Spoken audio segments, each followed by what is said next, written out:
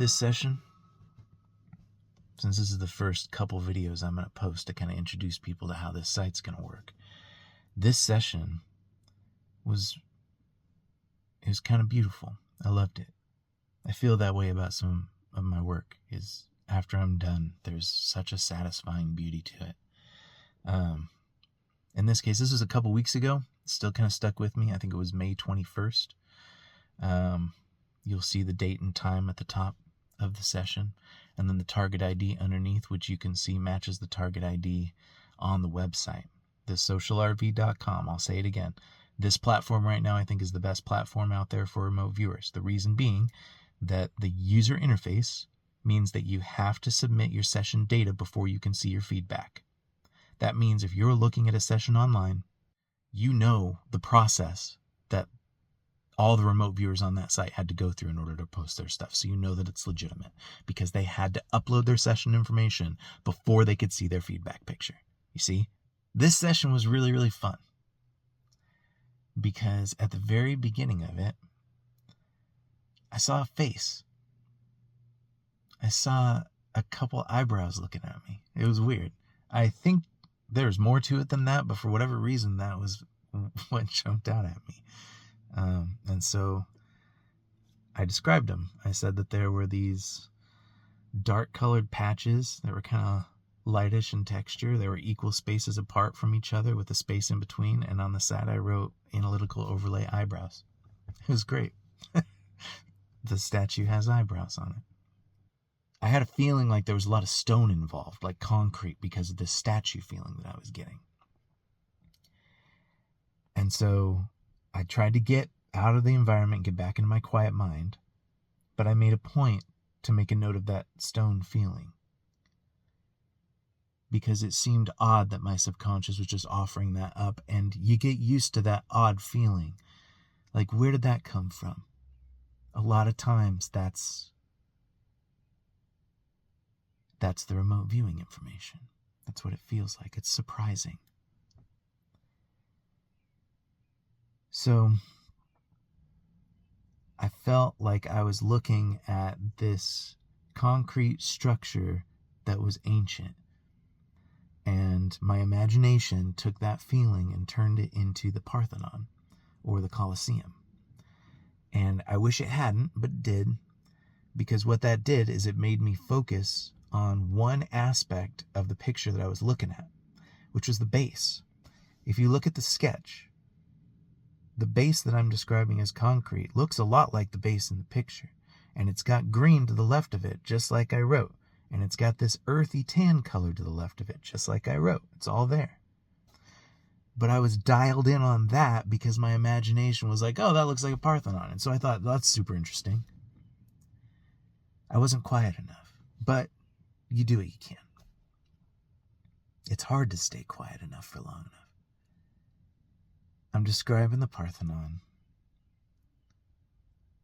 And when I break it down and get outside of that image, I considered what happened at those locations. What is the nature, the underlying information behind what my imagination was filling in? People used to gather there in ceremony. It was like they were proud they built it. It was an accomplishment. It was great big. Look at it. I'm sitting there having that experience, and I describe it the way that I describe it. Like a monument to the people who built it and their lasting legacy. That was really good. I really, really like that a lot. It was beautiful. A nice little moment. And then later on, I go back to that same concept. But then the next one that came through was more useful, which was this light-colored area inside of a dark color area, like it was set into it. And there were these bands of lighter-colored strands that were wrapping around the outside of that statue. If you look at the head has a lighter quality to it than the dark area around it. It is inset back in that cavity where the statue's sitting, and there are these decorative bands that are going horizontally. The picture makes it look like there are these bands that are horizontal across the front of it. It's interesting the way that all that came across. Corresponds to the target pretty well.